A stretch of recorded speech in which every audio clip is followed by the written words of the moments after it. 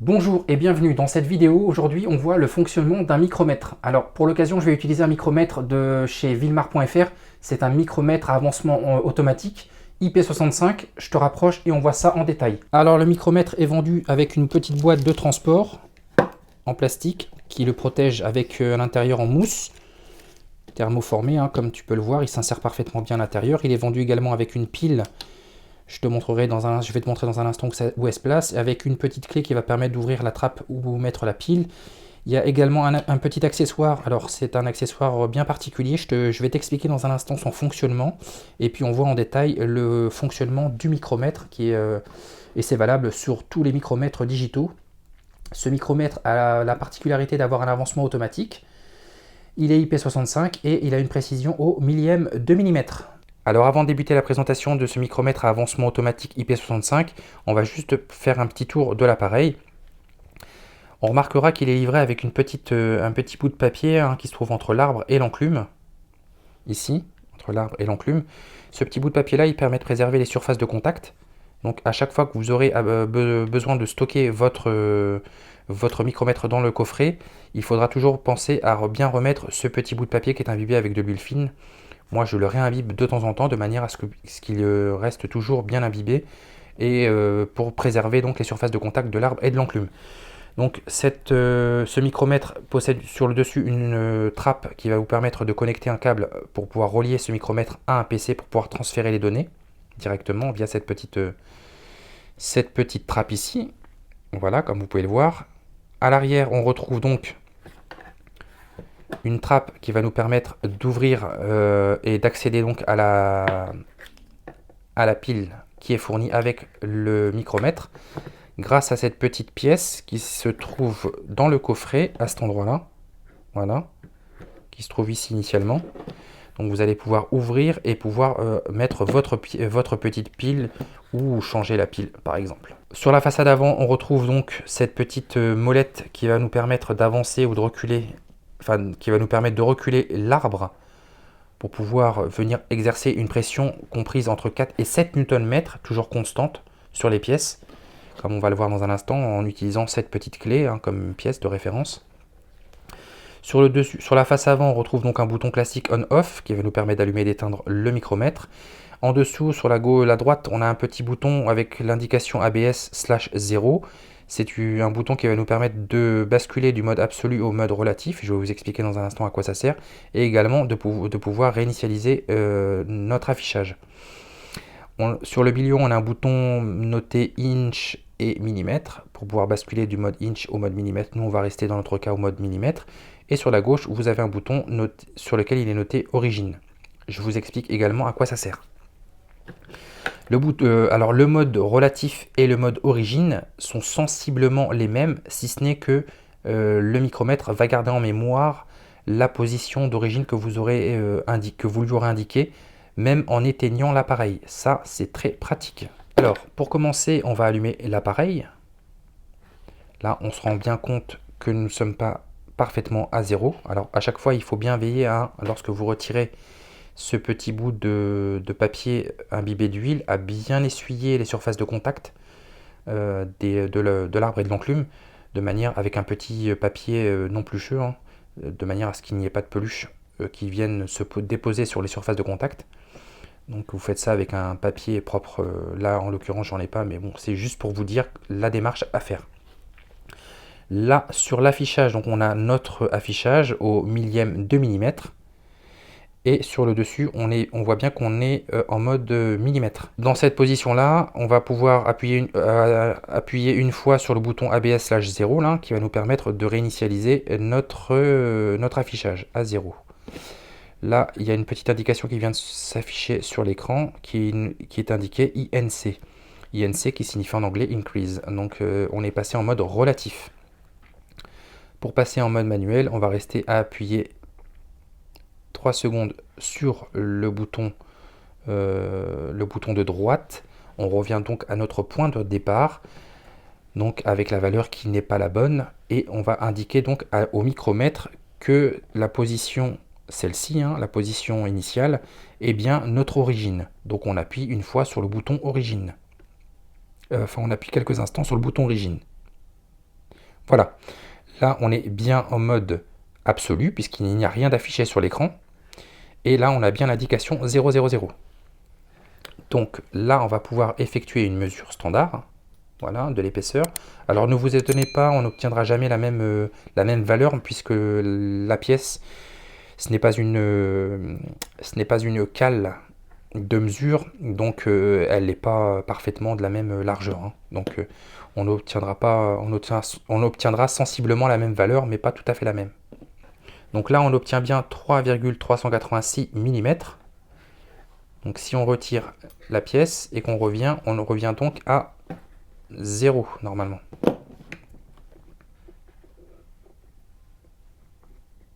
Ah oui, j'avais une petite poussière qui s'était mise à l'intérieur. Vous voyez, hein, c'est très sensible. Donc là, on est bien revenu à 0. Donc j'ai retiré la pièce. Et maintenant, on va passer, je vais vous expliquer un peu l'utilisation du mode relatif et ensuite du mode origine. Donc je remets ma pièce. Voilà. À partir de là, je souhaite réaliser des mesures. Donc à partir de ce point-là, de cet écartement-là, je souhaite réaliser des mesures. Donc mon point de référence va être cet écartement-là. Donc je veux passer en mode relatif. Je réalise donc une mesure ponctuelle. Je passe en mode relatif en appuyant une fois sur le bouton ABS/0. Voilà. Là, j'ai l'indication INC qui signifie Increase en anglais avec le 0,000. Donc là, à partir de là, je vais pouvoir retirer ma pièce et ensuite réaliser des mesures.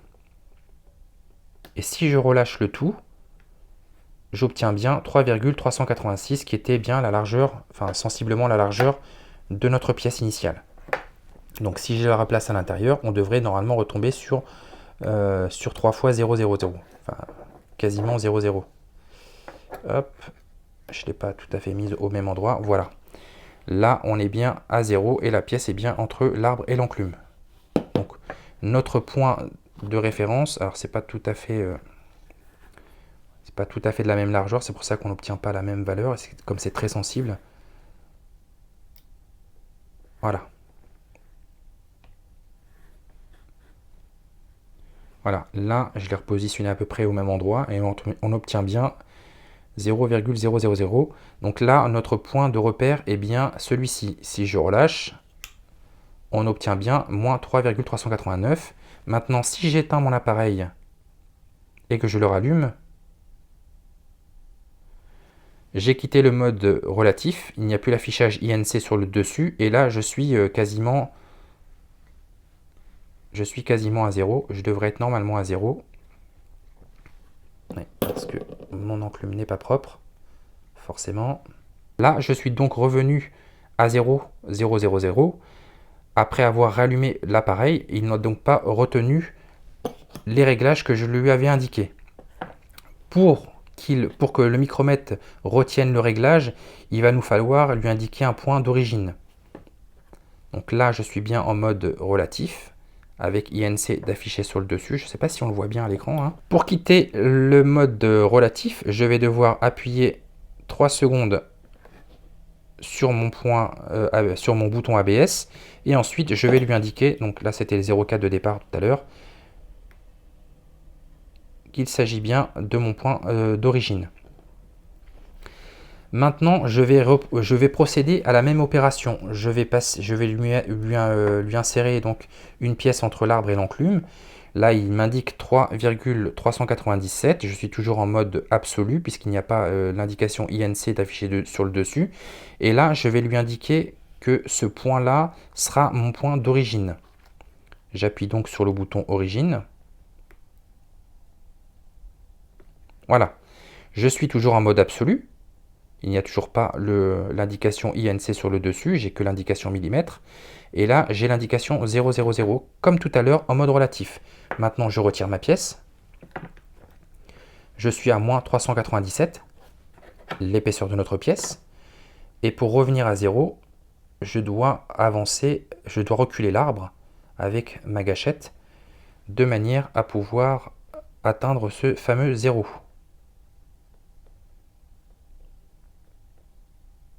Voilà, là je suis à 0. Et vous voyez bien que l'arbre est ouvert. Si je relâche, je reviens donc à 396, 397. Voilà. Donc maintenant, je vais éteindre l'appareil. Et comme le mode relatif, pour le mode relatif, je devrais normalement retomber sur 0,000.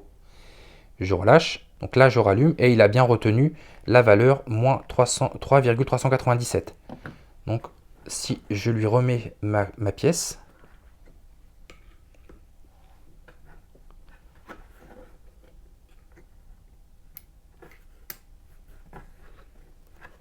il faut que je la mette au même endroit, forcément,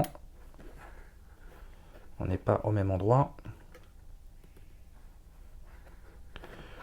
Voilà, on est sensiblement à 0. Enfin, voilà. Là, on est sensiblement à 0, c'est parce que je n'ai pas replacé la pièce au même endroit et comme ça ne fait pas la même largeur. Enfin, on va considérer qu'on est en mode absolu et que là, on est sur notre point de référence qui est de 0. Voilà, on va considérer que ceci est 0 en fait. Alors, il aurait fallu utiliser des cales de précision que je n'ai pas à portée de main. Bon, ceci dit, vous avez compris le principe.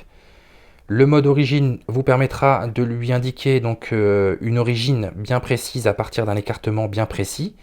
Que vous éteigniez ou que vous rallumiez l'appareil, lui va toujours garder en mémoire ce point d'origine, contrairement au mode relatif qui lui sera fait uniquement pour une mesure ponctuelle. Et lorsque vous éteignez l'appareil et que vous le rallumez, il reviendra en mode absolu sur un mode d'origine initiale de l'appareil qui est celui-ci, au niveau de l'arbre et de l'enclume.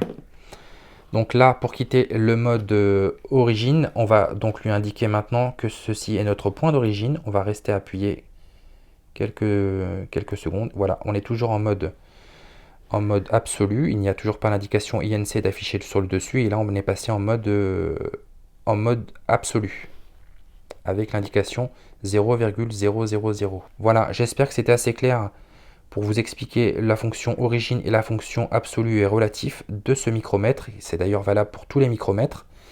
Donc ça, ce sont des fonctions qui sont très appréciables pour pouvoir réaliser des mesures par rapport à un écartement bien précis et faire donc des mesures comparatives par exemple.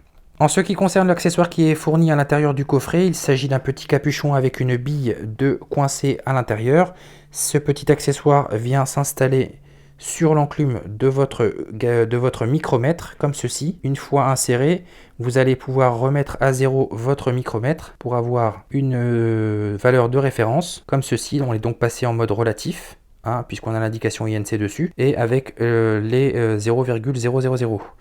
Alors, à partir de là, on va pouvoir effectuer un certain nombre de mesures, et étant donné qu'on a une petite bille, on va pouvoir venir mesurer l'intérieur de cet accessoire en forme de cylindre. Il s'agit d'un gabarit de perçage, et je vais pouvoir venir mettre donc ma bille à l'intérieur, chose que je n'aurais pas pu faire si je n'avais pas eu cet accessoire. Donc, de ce fait, je vais pouvoir venir mesurer maintenant l'intérieur de mon cylindre, enfin de ma bague en métal, grâce à la bille qui vient à l'intérieur, puisque l'enclume n'aurait pas pu venir plaquer contre l'intérieur de cette bague, puisqu'elle est de forme circulaire. Et donc la bille me permet, elle, d'avoir un point de contact et l'enclume extérieure un deuxième point de contact et d'avoir au final une valeur sur mon micromètre qui est fiable. Voilà à quoi sert cet accessoire. Je mets mes gants. D'ailleurs, si vous souhaitez acquérir des gants de qualité, je vous les mettrai en description de cette vidéo là. C'est vraiment des gants d'excellente qualité, totalement étanches. Alors, on passe maintenant à l'explication d'utilisation d'un micromètre en mécanique.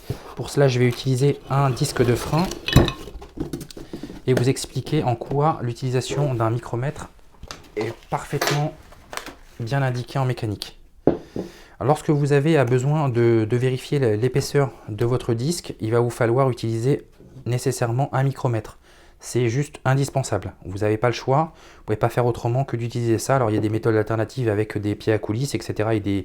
Et des pièces qu'on met de chaque côté avec un pied à coulisses qu'on vient prendre en sandwich, mais c'est absolument pas fiable du tout. Alors, juste un petit point aussi concernant les données constructeurs des disques de frein. Si vous n'avez pas cette donnée-là, de la largeur minimale et de la largeur maximale, il va vous falloir vous rendre sur un site de vente de pièces auto en ligne et regarder les disques de frein qui vont sur vos véhicules. Et généralement, dans les spécifications de ces disques, il est indiqué la valeur minimale et la valeur maximale des disques de frein qui vont sur votre véhicule. Ce disque a dépassé la cote minimale indiquée par le constructeur, c'est pourquoi je l'ai changé. J'ai d'ailleurs vérifié cette cote avec un micromètre. Je vous montre comment j'ai réalisé l'opération. Donc votre disque est installé sur votre moyeu, comme ceci, et ensuite vous venez mettre en sandwich votre micromètre, votre arbre et votre enclume, et vous allez pouvoir venir mesurer cette valeur en tenant votre micromètre comme ceci. Et là, on voit bien que la largeur est de 19,738 mm. Voilà comment on utilise un micromètre en mécanique pour mesurer les cotes minimales des disques de frein en utilisant donc un micromètre. C'est pourquoi je vous conseille vraiment de vous procurer ce type de micromètre. C'est vraiment indispensable, hein, et ça vous évite de changer vos disques de frein alors qu'ils sont encore bons ou de les conserver alors qu'ils ne sont plus bons. Et de ce fait, de prendre des risques en roulant avec des disques de frein trop usés. J'espère que cette vidéo vous aura apporté quelques éclaircissements sur l'utilisation d'un micromètre digital à avancement automatique comme celui-ci, qui est IP65 avec une ouverture de 0 à 25 mm et une précision au millième de millimètre. Je vous laisserai tous les liens en description si ça vous intéresse. N'hésitez pas à vous abonner à ma chaîne et à faire un tour sur mes réseaux sociaux. Je vous dis à très bientôt, bye. Alors je voulais vous montrer l'utilisation de cette clé qui permet d'ouvrir le compartiment où se trouve la pile. Vous l'insérez à l'intérieur, vous dévissez. Une fois que vous avez dévissé ce compartiment là, il faudra faire attention de ne pas perdre le petit joint qui se trouve ici, qui a sur l'étanchéité ce compartiment du micromètre, hein, qui vous permet justement d'assurer l'étanchéité et de conserver sa fonction d'IP65. À l'intérieur on retrouve la pile et un petit système qui permet de bloquer la pile. Pour cela vous allez devoir utiliser un tournevis assez fin, de manière à pouvoir venir le mettre entre les deux dents qui se trouvent ici et ici. Vous allez devoir exercer une petite pression pour faire baisser le tout. Et là, vous allez pouvoir démonter, désinstaller la pile. Pour la remettre, pareil, hein, vous l'insérez en sens inverse par le dessus. Et ensuite, vous venez la clipser. Vous clipsez ce côté-là en dernier. Hein. Vous l'insérez par le dessus et ensuite vous appuyez sur ce côté-là sur la pile. De manière à pouvoir réarmer le système de blocage.